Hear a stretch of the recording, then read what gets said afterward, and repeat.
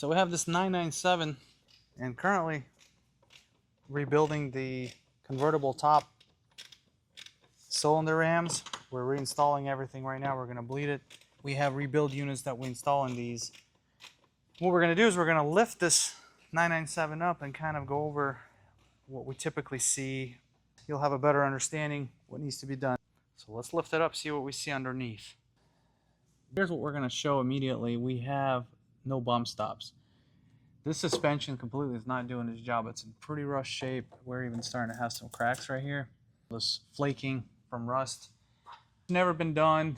These are typically good for about 10 years and then that's it. But it's got quite a bit of corrosion here. Now we won't be able to really see the condition of the bushings. Typically these are still good, but eventually if you drive like this you will destroy your links, lower ball joints, tie rods, which they still feel really good. So let's move down to the back. Same scenario here, same suspension wear, and we're going to start looking at the engine. This customer originally inquired about replacing the IMS. However, this engine is actually M97. It has a single row large bearing, and the single row large bearing does not need to be replaced because you have to disassemble the whole engine to do that, and they typically don't really fail. So what we do is we remove the race seal. After we remove the race seal, it's going to have enough oil splash lubrication to lubricate the bearing for pretty much its whole life. Now we're going to also inspect our coils. They're original, and from everything that we can tell, nothing's been done on this car for at least over 10 years. Most of it's also original. The water pump's in pretty bad shape, the thermostat.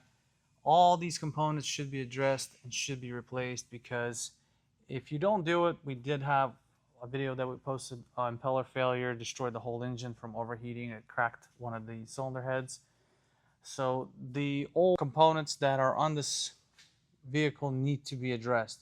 The belt's in pretty old shape as well. Inside here, we'll see what the condition our rollers are in once we pull the belts, but everything's original. So this being 997.1, you know, we're over 15 years old now.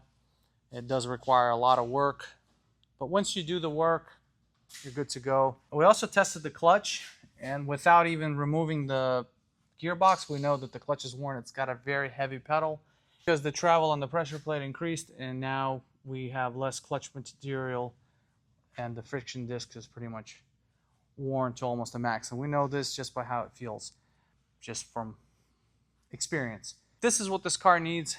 We just finished installing the reman kit for the convertible top. Pretty common for them to leak. Usually it's time that kills the seals, but timer miles, typically 15-year mark, you're probably going to have leaks from the hydraulic system. So this is our typical items that we find on these Porsches. This includes all the 997s, 996s, even now the 991s as they are becoming older. These components, you know, we have some of the hoses we also replace, but the AOS is another item that we do, the air oil separator, which is located on top here.